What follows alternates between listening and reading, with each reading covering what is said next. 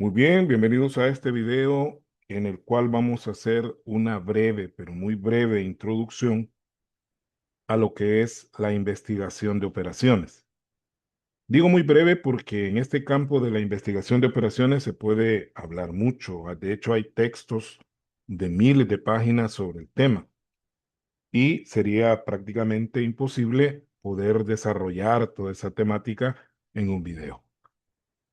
Este video va dedicado especialmente a mis alumnos de la Universidad Panamericana de Administración de Empresas, pero también pues es para cualquiera que considere que este material le puede servir como para formarnos una idea de qué es lo que trata la investigación de operaciones y dar esa introducción necesaria para luego empezar ya a desglosar algunos temas importantes dentro de esta fascinante área, eh, de esta fascinante herramienta que no es específica de la administración, sino que se puede utilizar en muchos campos.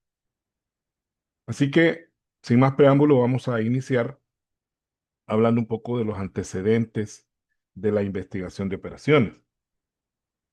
Y vamos a ver entonces en este momento algunos antecedentes. Vamos a hablar primero de lo que es la revolución industrial. Vamos a leer el texto y luego lo vamos a ir comentando. El desarrollo de la revolución industrial a mediados del siglo XVIII provocó que el proceso de producción de bienes y servicios pasara de una forma puramente artesanal, en la cual una sola persona desarrollaba a veces casi la totalidad de las etapas de fabricación, a un sistema mecanizado en el cual un producto era elaborado a través de la utilización de distintas máquinas y el involucramiento de diversa cantidad de obreros, lo cual generó una división del trabajo y en consecuencia la necesaria especialización en diferentes oficios relacionados con cada una de esas etapas de fabricación. Nos situamos históricamente en 1750, que es un año que se marca de manera un poco arbitraria, ¿verdad? Hay un fenómeno técnico que es el que marca el inicio de la revolución industrial. Muchos así lo afirman, aunque no necesariamente, porque ningún proceso histórico inicia con un solo evento. Eso es mentira. O sea, hay una serie de factores involucrados al momento de que una etapa histórica inicia. Pero muchos hablan de la creación de la máquina de vapor, con lo cual se mejoró la parte del transporte a través de la locomotora y obviamente ese conocimiento de la máquina de vapor se trasladó a la fabricación de máquinas que permitían darle mayor celeridad a los procesos de producción. Y tal como dice la lámina, anteriormente a eso, la mayor parte de los bienes, ¿verdad? Que eran muy escasos, por cierto, ¿verdad? Los bienes elaborados eran muy escasos, casi todos los bienes consumidos eran bienes obtenidos directamente de la naturaleza, pero sí habían artesanos, habían personas que hacían calzado, hacían ropa, hacían muebles y cocinas y algunos otros enseres para el hogar y para el uso también empresarial, porque ya habían de alguna manera un poco, no empresas propiamente dicho, pero sí habían negocios. Pero estos procesos eran, como dice ahí, artesanales y en algunos casos el artesano tenía que desarrollar todas las etapas del proceso desde cero hasta que el producto estaba terminado. Con la revolución industrial esto cambia porque se crean máquinas. Esto hace que ya no sea una sola persona la que tiene que hacer el proceso, sino que se involucran más personas y los procesos son divididos en etapas y por lo tanto cada uno de estos obreros se especializa porque se da una división de trabajo y cada uno de ellos se especializa en una etapa del proceso en un oficio específico hasta llegar a la situación actual en la cual pues esto es totalmente normal que en una fábrica hayan líneas de producción en las cuales cada línea de producción tiene varias estaciones y en cada estación pues hay personal involucrado y hay ciertas áreas productivas en las cuales pues ciertas etapas o estaciones ya no son manejadas directamente por personas, sino que se utilizan robots, ¿verdad?, mecanizados, los cuales están controlados a través de un sistema computarizado, como por ejemplo el ensamblaje de vehículos. Ahora, lo que queremos remarcar en esta lámina es ese paso, ¿verdad? Desde una parte puramente artesanal a una parte mecanizada en la cual el trabajo se dividió y por lo tanto hubo necesidad de que los obreros se especializaran en algunas de las etapas que involucra el proceso. Ahora bien, tal como hemos visto anteriormente, el principio básico de la economía es la escasez de recursos. Y en la actualidad, dado el tamaño y desarrollo de muchas empresas, la cantidad de recursos necesarios se ha incrementado de manera considerable. De ahí que cada una de las áreas de una empresa, independientemente de su giro, demande una mayor cantidad de recursos en la medida que sus funciones se vuelven más relevantes. O sea, pasamos de aquel momento de la revolución industrial ya al momento actual, en el cual no podemos olvidar que los recursos son escasos. Es un principio que vimos cuando desarrollamos la asignatura de economía. Ahí explicábamos el principio de la escasez. Y por lo tanto, al haber escasez de recursos, los gestores de estos recursos deberán tomar decisiones basándose en otros principios auxiliares al principio de la escasez, como el principio del costo alternativo o costo de oportunidad, que nos dice que cuando yo utilizo una cantidad de recursos en un determinado fin, el costo de esa decisión es no haber utilizado esos mismos recursos en un fin diferente. Y por lo tanto, el beneficio que pude haber obtenido de utilizarlo en ese otro fin es el costo de esta alternativa que estoy escogiendo. Por ejemplo, si yo tengo un terreno y tomo una decisión de convertirlo en parqueo, cobrar por el tiempo que las personas utilicen ese parqueo y no lo utilizo para fines agrícolas, es decir, para sembrar maíz, frijol u otro tipo de planta, entonces el costo alternativo de ese parqueo es los beneficios que yo dejo de percibir al no utilizarlo en sembrar maíz o frijol. Ahora, cuando usted toma la decisión, se supone que usted dice, bueno, yo voy a hacer el parqueo porque para mí el beneficio que me va a generar tener ese parqueo es mucho más rentable, es mucho mejor que el beneficio que dejo de percibir al no cosechar maíz o frijol. Hasta ahí lo dejamos porque no vamos a meternos ya en otro tipo de consideraciones. Ahora bien, llevado esto ya a nivel empresarial, ¿verdad?, la cantidad de recursos necesarios se ha incrementado. No dice que la cantidad de recursos disponibles se ha incrementado. Hay que leer bien. Dice recursos necesarios. Es decir, los recursos que se están necesitando para las diferentes actividades dentro de la empresa han crecido. Esa necesidad de recursos, no el recurso en sí. Y esto se ha hecho de manera considerable, ¿verdad? De ahí que cada una de las áreas de la empresa se siente con la suficiente validez para exigir más recursos, en la medida que se considera que la función que está desempeñando es mucho más relevante que la de otras eh, áreas de la empresa. Lo anterior genera un conflicto interno dentro de estas empresas en forma de competencia por consumir estos recursos y por lo tanto se hace necesario analizar la manera más óptima, y aquí ya viene una palabra clave dentro de esta asignatura, óptima, en que dichos recursos deben distribuirse generando el mejor resultado posible. Es decir, pongamos una empresa estándar. Una empresa tiene un área de producción, hay un área de mercadeo, hay un área de recursos humanos, hay un área financiera, etc. Cada una de esas áreas pugna o pelea por tener más recursos, ¿verdad? No podemos pensar en una de esas áreas que diga, no, yo no quiero recursos. Todas piden más recursos, pero los recursos que tenemos disponibles son escasos. Entonces, el gestor, el administrador de esos recursos, tiene que distribuirlos de tal manera, ¿verdad?, que cada área tenga una cantidad de recursos adecuada y que no se menoscabe el objetivo primordial de la empresa, que es prácticamente la obtención de una rentabilidad al final, porque los accionistas al final lo que quieren es que se genere una utilidad suficiente como para compensar el riesgo que ellos han asumido al colocar sus recursos dentro de la empresa.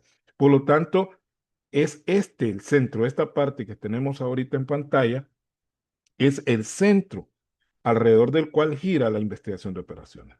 ¿Cómo hacer para que esos recursos limitados sean distribuidos entre diferentes departamentos, entre diferentes productos, entre diferentes divisiones de una misma empresa, entre diferentes países, porque podría estarse a nivel internacional una agencia de cooperación internacional como la AID, cómo darle más plata, qué tanta plata le va a dar a El Salvador, o le van a dar a Honduras, o le van a dar a Guatemala, qué criterios vamos a utilizar para hacer esa distribución.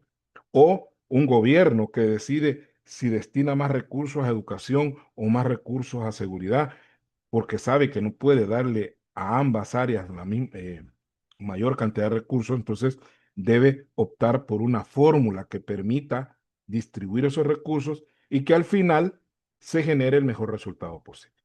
Eso es lo óptimo. Lo óptimo es lo mejor dentro de lo peor, ¿no? Ser, sacar la mejor alternativa tomando en cuenta que los recursos, como ya dijimos anteriormente, son escasos y lo que buscamos es obtener el mejor resultado posible. Alrededor de esta idea gira la materia. La técnica de investigación de operaciones surge cuando los ejércitos estadounidense y británico, estamos hablando un poco de historia, contrataron durante la Primera Guerra Mundial a una serie de científicos que hicieron una investigación de las operaciones militares a efecto de conseguir el mejor resultado.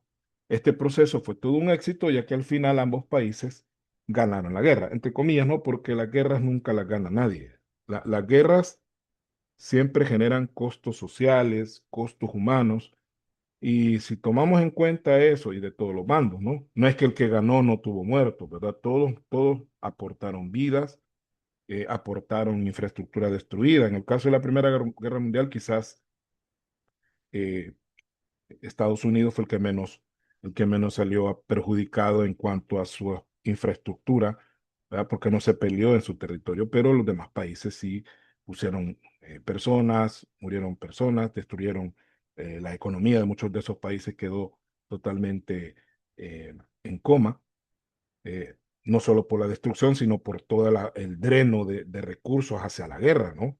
Todo ese montón de plata que en lugar de construir una escuela, hacer un hospital, pues se compraba un tanque o se compraba eh, municiones, etcétera. Entonces, pero al final lo que se hizo acá, ¿verdad? Al margen de lo que acabo de estar diciendo, es de que se hizo una investigación de operaciones y eso hizo de que eh, más que todo Gran Bretaña pudiera defenderse de mejor manera. Y esto al final, a la postre, generó pues que ambos países salieran victoriosos de la guerra. En vista de este éxito, ¿verdad? Como pegó aquí, ¿verdad? Dice, como aquí funcionó, entonces viene lo demás. Posteriormente se decidió aplicar las técnicas aprendidas en el campo de la administración de empresas, es decir, se trasladó ese conocimiento militar a la parte privada, ¿no? A la parte civil. Y fíjese que aquí, entre paréntesis, un hecho bien interesante es de que muchos de los avances tecnológicos que ahora utilizamos a nivel empresarial surgieron en la parte militar. Por ejemplo, el Internet. El Internet surgió como una red interna dentro del ejército de Estados Unidos que se llamaba ARPANET y que de ahí fue mutando, fue cambiando y luego se fue exportando hacia otras áreas de tal manera que ahora el Internet se utiliza prácticamente para todo, ¿verdad? Hay una idea que se llama el Internet de las cosas, que hay países donde todo está conectado a Internet, incluyendo la refrigeradora, la cocina, la puerta, eh, la seguridad de la casa, el riego de las plantas, todo está conectado a una red, a una aplicación de Internet que permite que esto funcione de manera adecuada. Entonces, eso es un paréntesis, ¿no? Ahora, quiere decir que de la parte militar pasamos a la parte administrativa Y es ahí donde surge propiamente la investigación de operaciones como una herramienta de optimización en diferentes ámbitos económicos, tales como la producción, la comercialización, actividades agrícolas, actividades médicas, porque hasta ahí se aplica esto, desarrollo de proyectos de ingeniería como construcción, ¿verdad? Y podemos ver lo que es funcionamiento de equipo de maquinaria pesada, transporte, aeronáutica, en fin, podemos mencionar una gran cantidad de áreas donde la investigación de operaciones, ya como una herramienta propiamente de la administración, se está utilizando con miras a optimizar. Y seguimos con la palabra optimizar, que no es lo mismo que maximizar, ¿verdad? Optimizar no es lo mismo que maximizar, eso lo vamos a ver en el tema siguiente cuando hablemos de programación lineal, qué es la optimización, qué es la maximización y qué es la minimización y qué relación tienen estos tres términos entre sí. Veamos ahora un poco sobre la naturaleza de la investigación de operaciones, que de aquí en adelante le vamos a llamar IO, ¿verdad? Para no decir la palabra completa, la IO o investigación de operaciones, así como aquella organización y métodos que le llamamos OIM. Como su nombre lo indica, el objetivo de esta disciplina implica investigar sobre las operaciones, ¿verdad? Porque así se llama. En consecuencia, esta disciplina se aplica a la problemática relacionada con la conducción y la coordinación de actividades en una organización.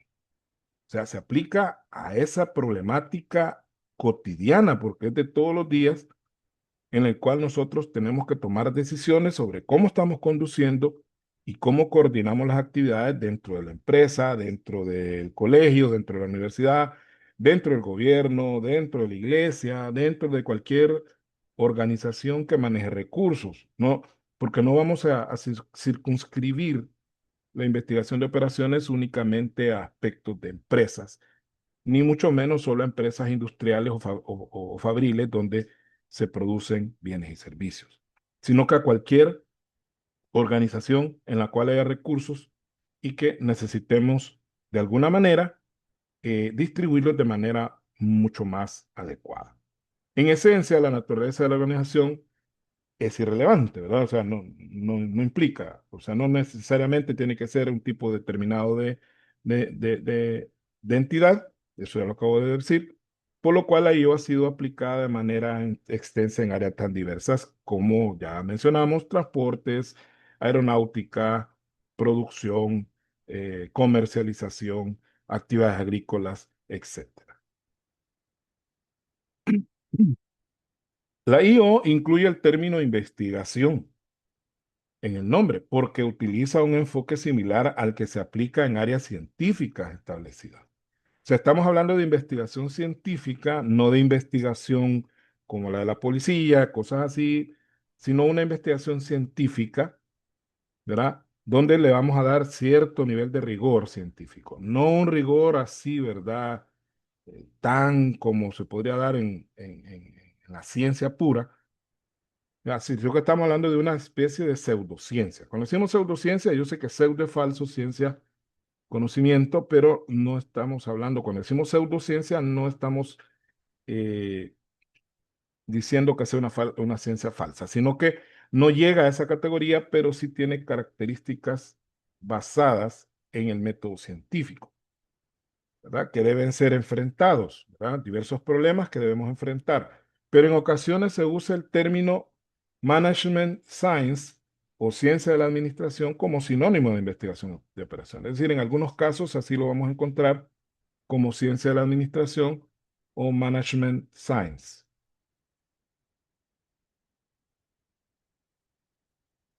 Vamos a hablar ahora sobre las fases que conlleva la investigación de operaciones. Hay una serie de etapas o fases que se deben desarrollar eh, para que tenga congruencia el proceso.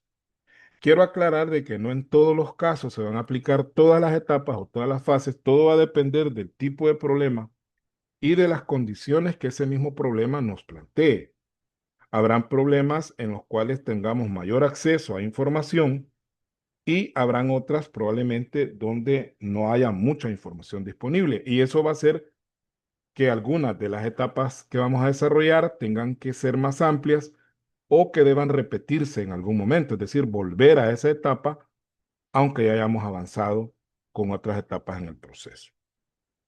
Vamos a hablar primero de la definición del problema y recolección de datos, que son dos etapas en una, ¿verdad? Y que tiene que ver con el método científico, porque el método científico plantea como primera condición para hacer una investigación es que el problema esté claramente definido. Y decimos acá, la mayor parte de los problemas prácticos que enfrenta un equipo de IO son descritos al principio de una manera vaga e imprecisa. No es que nosotros llegamos a la empresa y ya de entrada tenemos clarificado cuál es el problema, sino que normalmente lo que hacemos es un diagnóstico a través de síntomas, así como hace el médico, ¿no? El médico dice, tiene tos, tiene temperatura alta, temblor de manos, le duele la cabeza, le duele las articulaciones, y a partir de eso, de ese diagnóstico, de esos síntomas, él empieza a delimitar un problema que puede estar pasando, y es más, puede ser que se equivoque en la primera, ¿no? Y diagnostique un padecimiento que probablemente al final tenga que descartar porque no era eso. Porque los síntomas son comunes a varias enfermedades, ¿verdad? Es decir, que hay dos, tres, cuatro, cinco más enfermedades que comparten síntomas. No uno, a veces dos, tres, o a veces casi todo. Y en un síntoma es donde está la diferencia. Pero probablemente ese síntoma no ha aparecido. Lo mismo ocurre en la empresa. Hay un equipo, se reúne y empiezan a recolectar datos. ¿Qué está pasando? No estamos logrando la suficiente rentabilidad con el producto. Los tiempos están muy retrasados a la hora de generar el proceso productivo, no tenemos suficiente espacio para almacenar, etcétera. Por consiguiente, la primera actividad será el estudio del sistema relevante y el desarrollo de un resumen bien definido del problema que será analizado. Cuando decimos el sistema relevante, nos referimos al sistema que está generando la información. ¿Verdad? Hay un sistema de información dentro de toda empresa, hay sistemas de información los cuales están alimentando constantemente con datos. Entonces vamos a recolectar esos datos y luego de recolectados vamos a hacer un resumen donde ya vayamos dándole forma un poquito al problema que tenemos que analizar. Esta etapa incluye la determinación de los objetivos apropiados, es decir, qué objetivos buscamos con el estudio, qué es lo que el cliente quiere, qué es lo que la empresa quiere que hagamos, qué es lo que quiere saber, qué es lo que quiere averiguar, y con base en eso vamos a definir esos objetivos y las restricciones, que esas vamos a hablar más adelante, sobre lo que es posible hacer. Es decir, qué restricciones hay para lograr esos objetivos que la empresa necesita. ¿Ah? Bueno, queremos aumentar en los niveles, los márgenes de utilidad que nos está dando cada producto. Un objetivo. Pero restricciones, ¿no? La capacidad productiva. Para lograr ese margen tendríamos que producir tanto, pero la planta no nos da para tanto. Entonces busquemos otras alternativas. O si podemos ampliar la capacidad de la planta, pues qué bien. Eso sería parte de eliminar o reducir una restricción. Sin embargo, quiero aclarar que los problemas que vamos a desarrollar ya cuando entremos un poco en la parte práctica, eh, las restricciones ya van a estar definidas y no vamos a estarlas ampliando de manera artificial. Es decir, ya está dado esa restricción, no la podemos cambiar. A menos que ya entremos a un análisis post-óptimo, que es algo que vamos a hablar más adelante también, que es cuando ya empezamos a modificar esas variables originales, a ver qué pasa si el precio sube, si el precio baja, si el costo de esta materia prima baja o sube, si la disponibilidad que tenemos de mano de obra en el mercado baja o sube. Entonces, todo esto ya es un análisis post-óptimo. Las interrelaciones del área en estudio con otras áreas de la organización es importante porque no podemos aislar el área donde vamos a trabajar y pensar que esta área no tiene nada que ver con todas las demás. Eso es ilógico. Todas las áreas están interrelacionadas los diferentes cursos de acción posibles, porque no vamos a dar a veces una sola solución. A veces, y eso lo vamos a ver más adelante también, vamos a obtener hasta dos o tres soluciones óptimas a un mismo problema, pero de esas dos o tres, pues vamos a escoger la más óptima de todas, ¿no? Dadas otras variables que no hemos considerado en el modelo. Los límites de tiempo para tomar una decisión, esto es bien importante. ¿En cuánto tiempo quieren que resolvamos el problema? Porque a veces cuando el problema ya se resuelve, ya es por gusto, pues, porque ya pasó, ya no hay forma de cambiar lo que en un momento dado pudimos haber cambiado. Este proceso de definición del problema es crucial, pues afectará de forma significativa la relevancia de las conclusiones del estudio. Es difícil obtener una respuesta correcta a partir de un problema enfocado de manera equivocada. Eso es eh, una cuestión muy cierta. No podemos sacar una respuesta correcta si el problema no lo enfocamos bien, ¿ya? O no detectamos cuál es el verdadero problema. Y ahí es donde hay que tener cuidado porque las situaciones tienen síntomas, pero tienen problemas de raíz o causas. Y a veces nos centramos más en las consecuencias o en los síntomas y no tanto en las causas. Entonces ahí es cuestión de un poco de, no sé, de sapiencia, ¿no? Ahí la experiencia del que va a hacer el análisis tiene mucho que ver, porque a la medida que el analista tiene más experiencia, pues puede imaginarse escenarios posibles. Número dos. Formulación de un modelo matemático que represente el problema. Ya tenemos el problema definido, ya sabemos por dónde está eh, cojeando el caballo, ¿no? Ya sabemos dónde está la situación que queremos resolver. Ya con eso definido, vamos a hacer un modelo matemático, porque quiero aclarar de que en investigación de operaciones, todas las herramientas que vamos a utilizar son matemáticas. No vamos a partir de factores que no puedan ser cuantificables matemáticamente. Esto es bien difícil, que podamos resolver un problema basándonos en variables que no podamos darles un peso numérico específico, ¿verdad? Claro, a la hora de tomar la decisión, y eso lo mencionaba en la lámina anterior, habrá que tomar, si los números nos dan una situación de dos soluciones iguales, matemáticamente hablando, entonces habría que considerar otras variables no tan matemáticas para poder decidir cuál es la mejor. Esto lo vamos a ver bien ilustrado en el siguiente tema de la programación lineal. Ahí les voy a explicar vamos a ver un ejemplo donde se da esta situación. Una vez que el tomador de decisiones define el problema, la siguiente etapa consiste en reformularlo de manera conveniente para su análisis. La forma convencional en que la investigación de operaciones logra ese objetivo es mediante la construcción de un modelo matemático que represente la esencia del problema. O sea, un modelo matemático son ecuaciones, son desigualdades en algún momento, que van a describir numéricamente cómo se está dando el problema.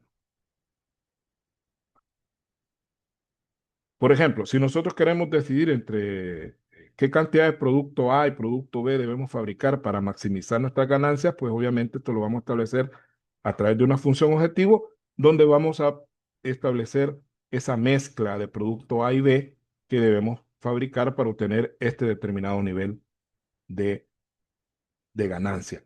Y también otras funciones matemáticas, que son las restricciones, las cuales nos están limitando hasta dónde puede llegar una variable o la otra. Pero eso lo vamos a ver más adelante. Antes de analizar cómo se elaboran los modelos de este tipo, se explora su naturaleza general y en particular la de los modelos matemáticos. Definición de soluciones a partir del modelo. Una vez formulado el modelo matemático del problema en estudio, la siguiente etapa de un trabajo de I/O consiste en desarrollar un procedimiento, por lo general en computadora, ¿no? En la actualidad, en una empresa grande no vamos a ponernos a resolver problemas así a mano, como lo vamos a ver nosotros acá, pues aquí estamos aprendiendo como en el kinder, ¿verdad? Vamos a aprender primero haciendo numeritos, pero ya en problemas mucho más complejos de empresas industriales grandes, pues es indispensable el auxilio de un equipo de computadora un procesador que nos permita agilizar esos procesos, porque a veces los procesos son bastante largos, ¿verdad? Y ya vamos a hablar de eso. Dependiendo del método que queramos aplicar, así van a ser los pasos y las iteraciones. Vamos a hablar de iteraciones más adelante que se tendrán que hacer para ir probando a ver cuál es la solución que pega, ¿no? Es como ir ensayando, ¿no? Esas iteraciones son como ensayos que se van haciendo hasta que haya uno que pegue en lo que yo quiero. Es como prueba y error, ensayo y error en ese tipo de sistema. Por eso dice acá, puede pensarse que esta debe ser la parte principal del estudio, o sea, que esta parte de definir la solución es la parte más importante, pero en realidad, en la mayoría de los casos no lo es.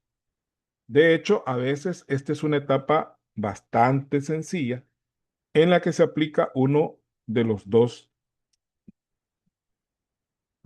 algoritmos, ¿verdad?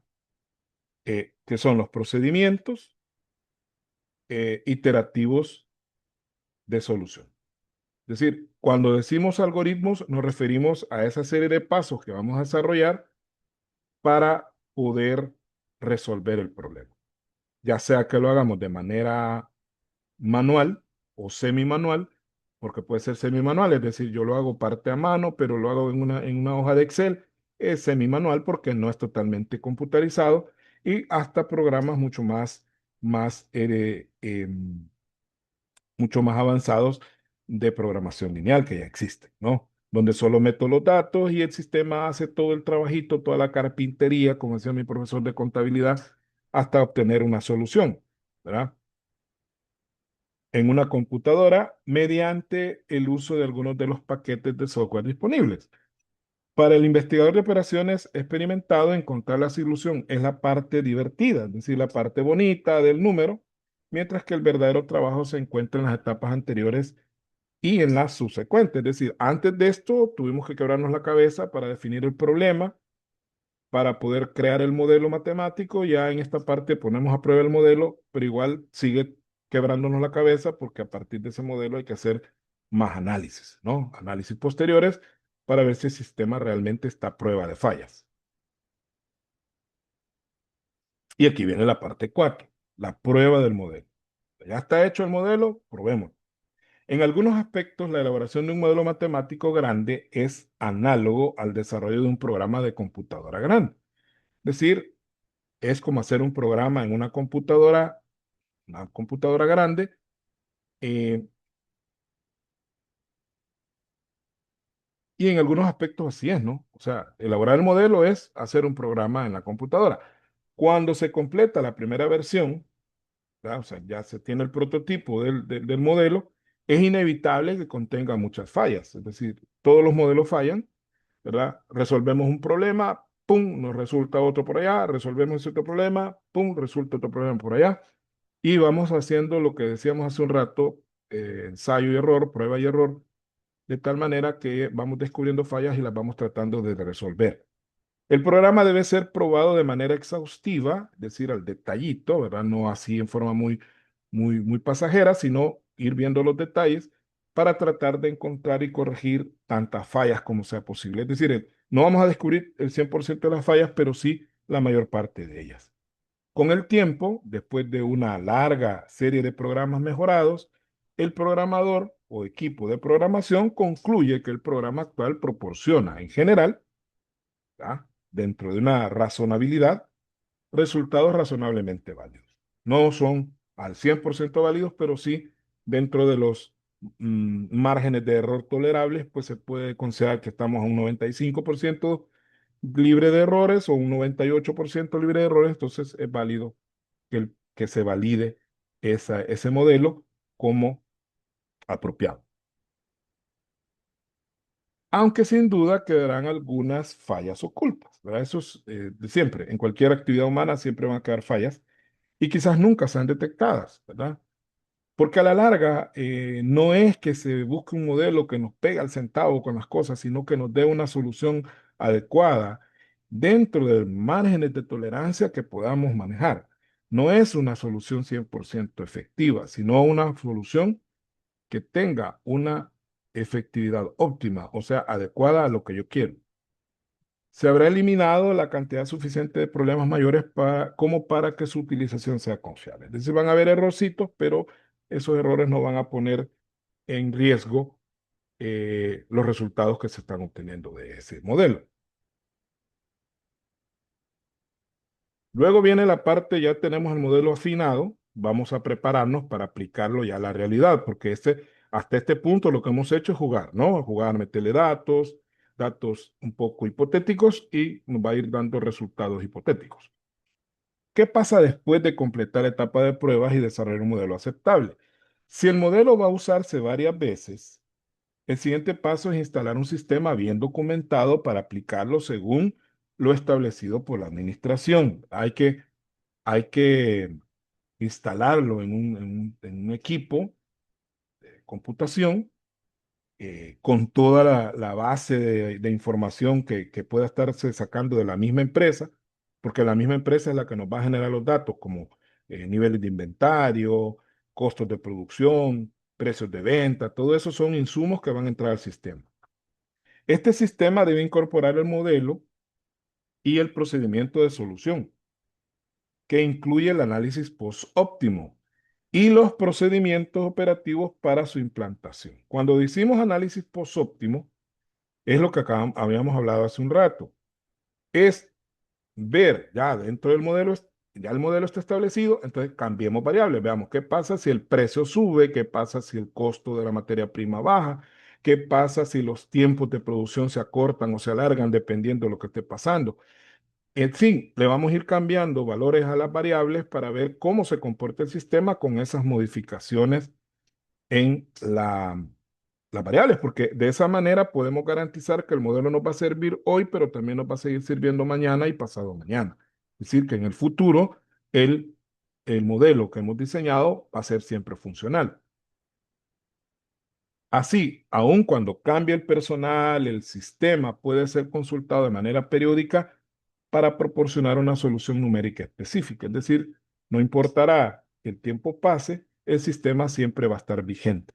Eso se hace a través del análisis post-óptimo, ¿verdad? Que es cuando ya empezamos a cambiarle las variables y que el sistema siga siendo funcional sin necesidad de volverlo a hacer para cada problema que se nos vaya resultando en el futuro. Porque la idea es que hacer el gasto, una inversión de tiempo y recursos una sola vez, claro, a la larga el sistema va a volverse obsoleto y vamos a tener que hacer uno nuevo desde cero, pero mientras eso no pase, pues el sistema tiene que seguir siendo funcional, aunque algunas variables cambien.